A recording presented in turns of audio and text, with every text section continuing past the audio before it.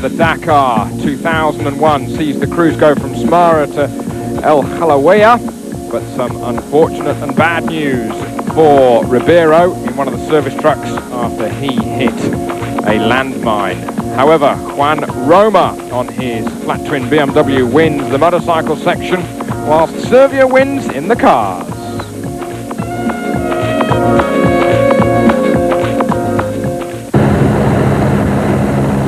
So, the service truck number 501 was following the route today, and it actually crossed the landmine, and the driver of the car, Portuguese driver Eduardo Ribeiro, has unfortunately lost a foot, and he is en route back home to Portugal.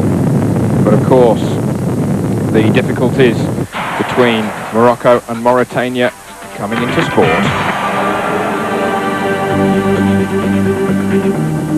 The Dakar 2001 though is well and truly underway, and the images that we have seen so far throughout the rally striking a chord with many people.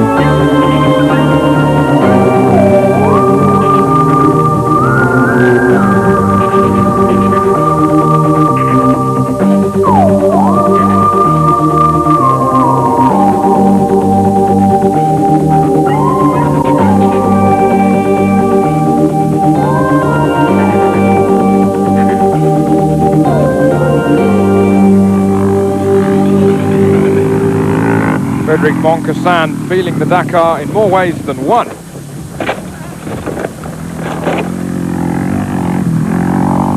The former maillot jaune in the Tour de France having a big off, but fortunately, okay.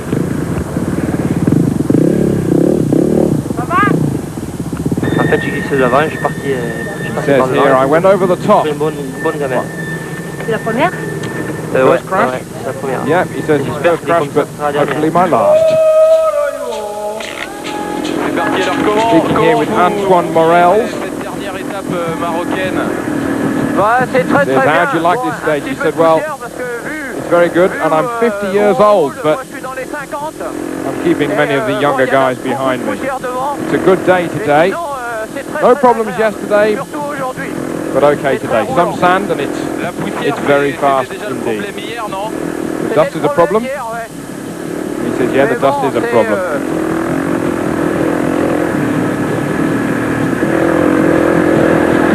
Mais ça va très très bien là, c'est sablonneux, c'est tout ce qu'on veut.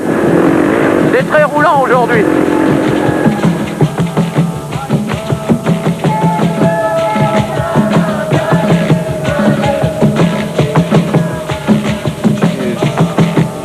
Sala on the side of the road with his KTM, and as you will see, the trailing arm absolutely shattered. Difficile riparare, praticamente 10 chilometri da qua. He said about 10 kilometers before this spot, I felt the arm have a problem, but I tried to keep going, but in the end, as you can see, it has broken completely, and I'm just going to have to wait for my truck to arrive and give me some assistance.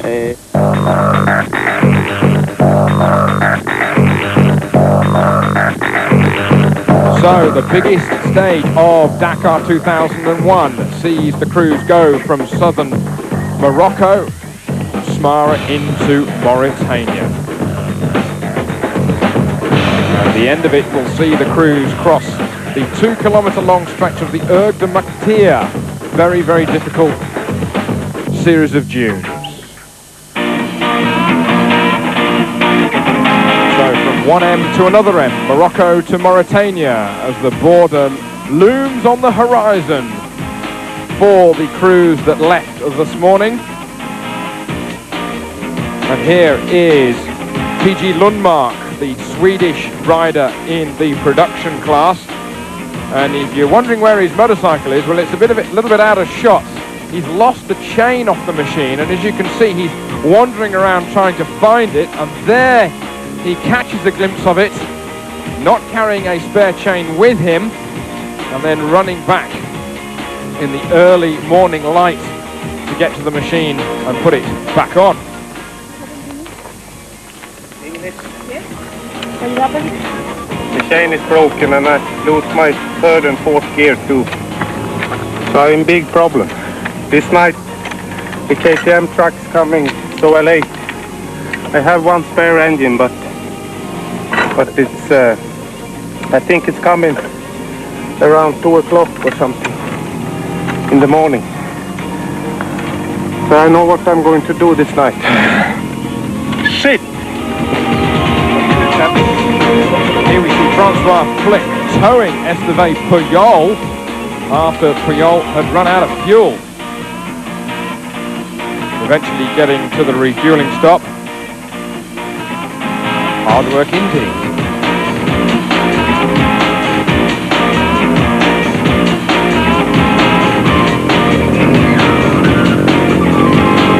Francois Flick eventually continuing on today to finish 10th on the stage on his number 22 KTM, completing the stage in a time of 5 hours and 46 minutes.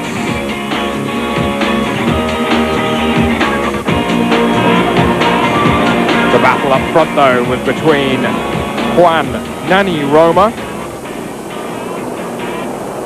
Fabrizio Mioni and Richard Sanks, the trio of them going through the desert. Richard Sanks eventually getting to the finish of the stage in 5 hours and 19 minutes and over some very, very steep dunes indeed. Go over those too fast and you really will go over the top of the handlebars.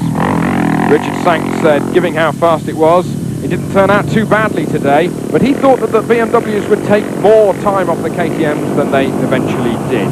Tomorrow, he thinks the same will be true. They have just got to limit the damage. South African star Alfie Cox said it was very, very quick, particularly once they crossed into Mauritania. He must have done 600 kilometers in 5 hours. And he also surprised that BMW didn't take more time off the KTMs.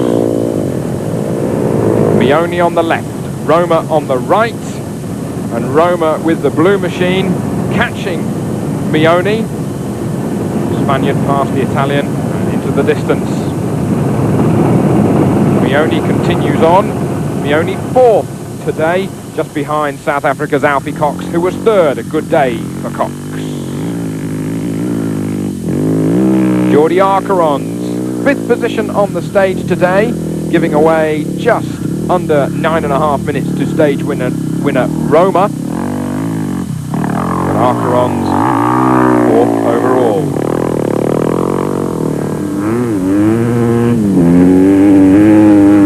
Britain's John Deacon having a better day today after what he said in the Dakar so far. He's almost had as much bad luck in one Dakar as all of his previous ones, but he on his 900cc flat twin BMW. Deacon getting to the finish in 6th today on the stage, 10th overall.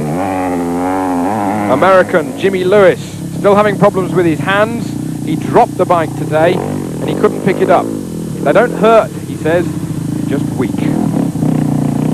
Carlos de Gavado, 8th on the stage today with his KTM in the middle of nowhere.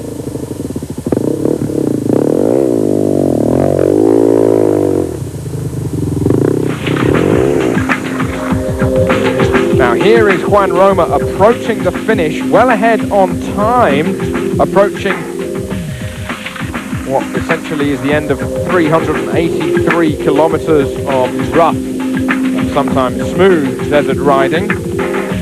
But Roma approaching the end of the stage from actually the wrong direction. But of course, as long as you enter the final control zone through the last 300 meters, then you are okay. Look for the white boards on the right-hand side. He has to go the correct way into those boards. Does the right-hand turn over the rocks. Now he goes through the first set of boards. Then there'll be a space of 100 meters. Then another set past the red board, and then he can go to the finish and get his time card stamped. Eventually with a time of 5 hours, 16 minutes and 41 seconds. Roma victorious on the stage today, second overall.